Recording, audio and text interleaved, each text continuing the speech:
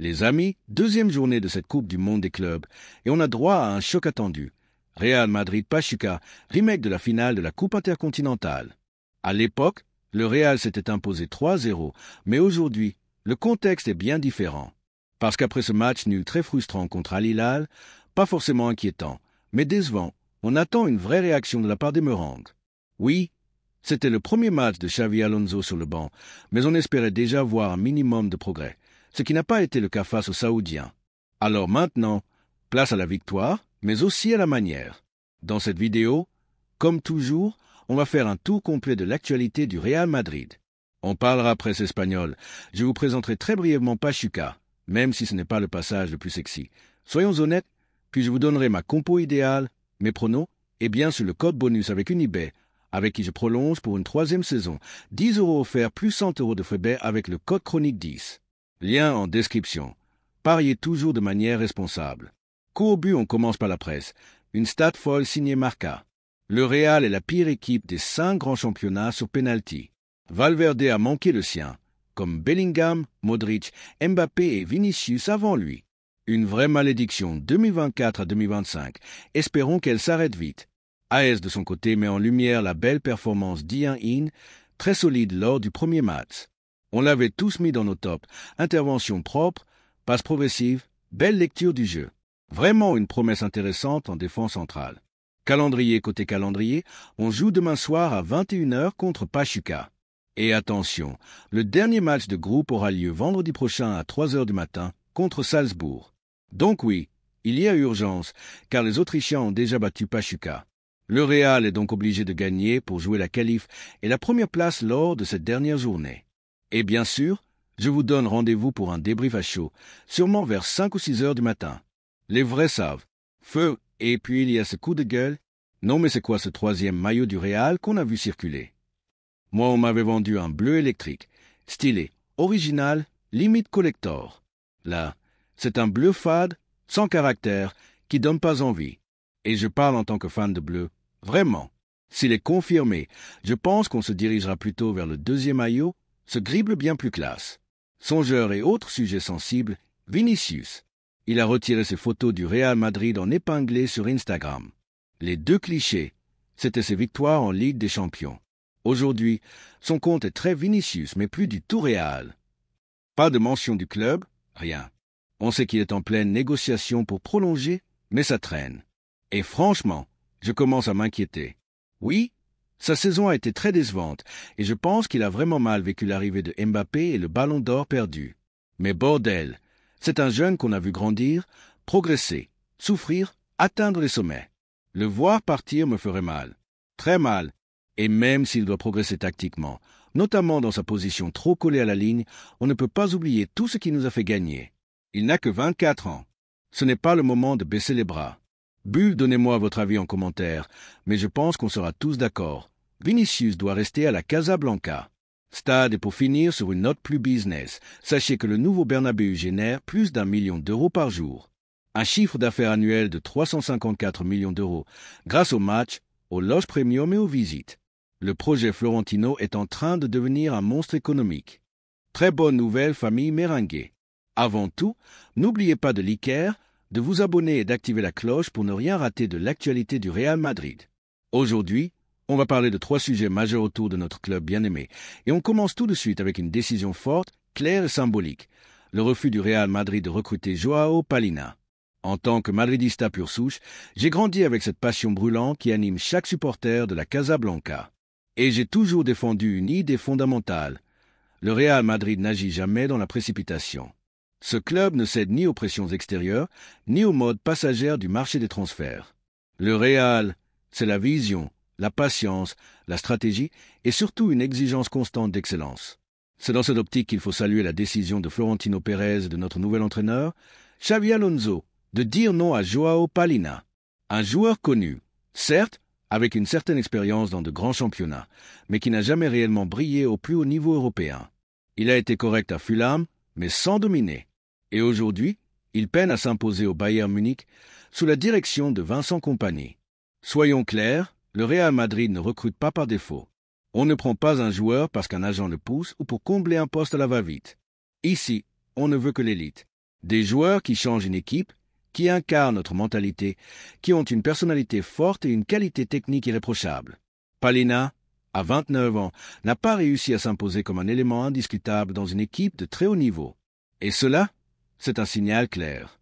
Bull Florentino Pérez l'a compris depuis longtemps. Ce club ne peut pas se permettre de gaspiller un poste clé avec un joueur au profil non adapté à notre style de jeu. Et Xavi Alonso, qui connaît mieux que personne l'importance du milieu de terrain, ce cœur stratégique, ce cerveau de l'équipe, sait exactement quel profil il recherche. Il ne suffit pas d'être robuste et volontaire. Le milieu du Real doit savoir penser, organiser, anticiper, distribuer.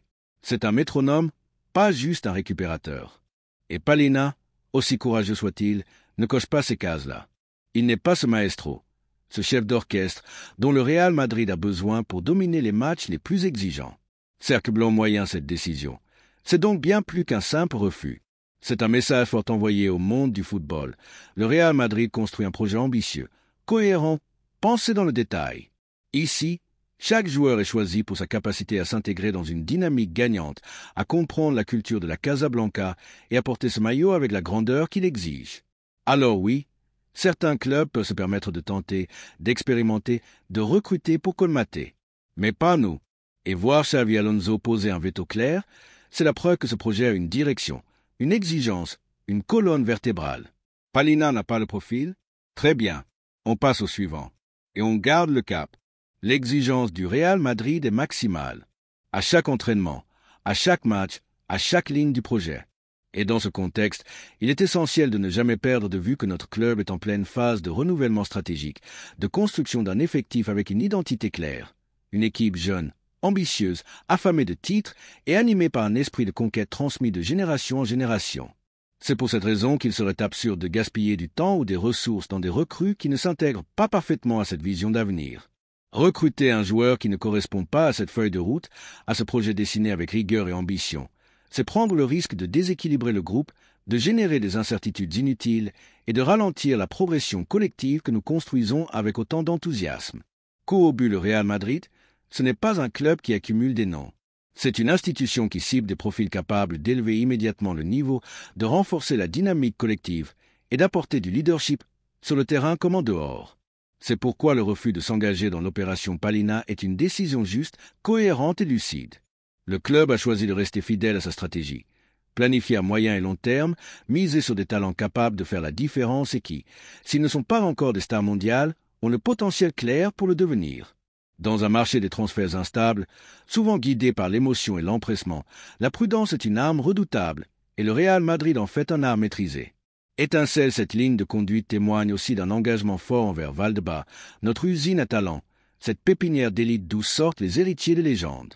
Le club mise sur des joueurs à fort potentiel, qui peut grandir dans l'exigence, absorber notre ADN et incarner l'avenir du Real Madrid sans avoir besoin de pansements de dernière minute qui finissent trop souvent en échec.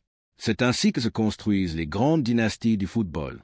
Avec patience, avec une vision claire et avec une stratégie sans compromis. Gyrophare voiture de police, deuxième info importante de cette vidéo. Les amis, une décision qui ne touche pas directement le terrain, mais qui confirme une fois de plus la cohérence stratégique de notre club. Ces derniers jours, on a appris qu'un jeune ailier espagnol de 21 ans, Raúl Moro, a été proposé au Real Madrid. Il sort d'une saison avec Valladolid, un club de seconde ligne, et attire désormais l'attention de plusieurs écuries européennes, notamment l'Ajax, qui mène actuellement les discussions pour le recruter. Mais c'est là où notre fierté de madridista parle. Florentino Pérez, fidèle à ses principes, a dit non. Il ne considère pas ce profil comme prioritaire, et c'est une décision que j'applaudis à deux mains. Pourquoi? Parce que le Real Madrid, ce n'est pas un club qui se laisse porter par la hype ou les pressions du marché. Ce n'est pas une équipe qui recrute sur simple coup de tête ou parce qu'un joueur a montré 2 ou 3 éclairs dans un contexte différent. Ici, on ne cède pas à l'urgence, on ne recrute pas pour combler un vide, ni parce qu'un agent pousse fort dans les coulisses. Le Real recrute avec des standards élevés. On cherche des profils capables de marquer un avant et un après, de supporter la pression du Bernabéu, de faire trembler l'Europe en Ligue des Champions. Et Raúl Moro, aussi talentueux soit-il, n'a pas encore ce niveau-là. Avec seulement 4 buts et 6 passes décisives dans une équipe reléguée et une blessure à l'épaule durant la première partie de saison, il n'a pas non plus prouvé qu'il peut avoir un impact immédiat, constant, décisif, dans un effectif aussi exigeant que celui du Real Madrid. Son expérience est développée dans un championnat où la pression est moindre, où les marges d'erreur sont plus larges et où l'exigence n'est pas comparable à celle qu'impose un club comme le nôtre. Balance, alors oui, ces statistiques sont correctes pour Valladolid, mais elles ne suffisent pas pour intégrer une équipe qui vise tous les titres chaque saison. Et c'est pour cela que cette nouvelle non-entrée en matière du Real Madrid est, encore une fois, le bon choix. Troisième nouvelle, et pas des moindres, famille Merengue. Un véritable coup de tonnerre vient d'éclater dans l'univers madridista, une info qui a la puissance d'un missile tant elle suscite espoir, excitation et stratégie à long terme. Coup au but, le Real Madrid avance avec détermination et précision pour recruter Piero Hincapié, le jeune défenseur central équatorien du Bayer Leverkusen. Ce n'est pas un coup de tête. Ce n'est pas une opportunité saisie au hasard. C'est une piste suivie depuis des années par notre président Florentino Pérez.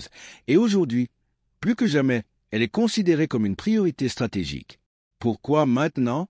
Parce que le départ d'un pilier défensif est imminent et que des incertitudes médicales persistent autour d'un autre taulier de la défense. Résultat, renforcer l'arrière-garde est devenu urgent, vital même. Et dans ce contexte, Hincapié apparaît comme la solution idéale. Sigma avec points à seulement 22 ans, le joueur est déjà une référence en Bundesliga, un championnat ultra exigeant, et il a montré qu'il n'était pas seulement un espoir, mais déjà une réalité de l'élite mondiale. Il incarne parfaitement cette philosophie du Real Madrid, anticipation, qualité, projection, solidité. Et ce qui renforce encore plus cette piste, c'est que Xavi Alonso lui-même a validé cette cible. Lui qui a lancé Hincapié à Leverkusen, connaît son potentiel mieux que quiconque, et c'est parfaitement ce qu'il peut apporter au Real. C'est un choix réfléchi, un choix d'expert, venant d'un entraîneur qui maîtrise les exigences tactiques du très haut niveau et les rouages défensifs du football européen. Hincapié, c'est un profil complet. Un joueur rapide, intelligent, excellent dans l'anticipation et la relance, doté d'une maturité exceptionnelle pour son âge. Il a porté la défense de Leverkusen avec brio et s'impose comme un leader discret mais constant en sélection avec l'Équateur dans des matchs à forte intensité. Il s'est assumé ses responsabilités, même sous pression. Il n'a jamais fui les grands rendez-vous. Son profil colle parfaitement à l'ADN du Real Madrid. Une grande intelligence tactique, une relance propre et précise, une capacité à jouer des deux pieds, un sens de l'anticipation hors norme, et surtout, un tempérament de compétiteur humble mais féroce, exactement ce que demande le vestiaire merengue. Cercle blanc moyen, le Real Madrid est en train de consolider une défense pour l'avenir, mais aussi pour le présent. Car ce projet de reconstruction n'a rien d'un chantier expérimental. Il s'agit de poser les bases d'une dynastie, comme celle qu'on a connue avec Ramos, Varane, Pepe, puis Militao et Alaba. Hincapié s'inscrit dans cette lignée, avec la capacité d'apporter tout de suite et de s'inscrire durablement dans l'histoire de la Casablanca. Symbole de collision, voilà les amis. 3 nouvelles qui confirment une chose. Le Real Madrid ne dévie pas de sa route. Il avance avec méthode, ambition et lucidité, que ce soit pour recruter intelligemment, éviter les erreurs coûteuses ou anticiper l'avenir avec des choix forts. Entre le refus de céder à la pression Palina, la non-priorité accordée à Raúl Moro et le dossier stratégique Hincapié, le message est clair. Le Real construit pour durer, avec l'exigence d'un club qui veut dominer la prochaine décennie. Micro, donnez-moi votre avis dans les commentaires. Quel est votre ressenti sur ces décisions? Et surtout, que pensez-vous de Hincapié? Serait-il une recrue à la hauteur du Real Madrid? On se retrouve très vite pour une nouvelle vidéo. N'oubliez pas de liker, commenter, vous abonner et activer la cloche. Et comme toujours, à la Madrid, Y nada NAS, couronne feu. Et ce qui rend ce recrutement encore plus logique, encore plus stratégique, c'est que malgré sa jeunesse, Piero Hincapié a déjà une vraie expérience au plus haut niveau. En Bundesliga, chaque week-end, il s'est mesuré à certains des meilleurs attaquants du monde, et en Europe, il a fait preuve d'un sang-froid et d'une rigueur tactique impressionnants. Il ne s'agit pas ici d'un pari risqué, mais bien d'un joueur solide, aguerri et déjà performant au très haut niveau. Sa vitesse, notamment, est un atout essentiel dans le système que Xavi Alonso veut mettre en place. Une défense haute, agressive, exigeant des défenseurs capables de corriger dans l'espace, de couvrir de larges zones avec efficacité et de s'adapter aux transitions adverses. Et ce n'est pas tout. Hincapié a une qualité balle au pied rare pour un défenseur. Il ne se contente pas de dégager dans la panique. Il sait relancer proprement, casser les lignes avec des passes verticales, initier les attaques avec justesse et se connecter avec ses milieux avec une vraie intelligence de jeu. Tactiquement discipliné, polyvalent, il peut évoluer dans une défense à 4 ou à 3, voire dépanner sur le côté gauche. C'est un profil moderne, Complet, exactement ce que recherche un entraîneur comme Xavi Alonso. Un joueur capable de comprendre et d'appliquer avec rigueur un plan de jeu ambitieux, tout en gardant son instinct défensif. Et pour nous, supporters du Real, ce genre de mouvement, pensé, mûri, validé par le coach et le président, est un signal clair. Le club travaille avec sérieux et cohérence. Ce n'est pas un transfert impulsif ni un achat médiatique.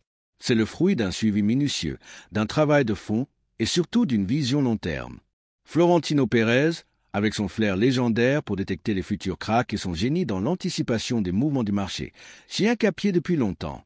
Il sait que ce genre de profil, jeune, déjà habitué à la pression, mais avec une marge de progression énorme, est la clé pour assurer le présent et l'avenir du Real Madrid.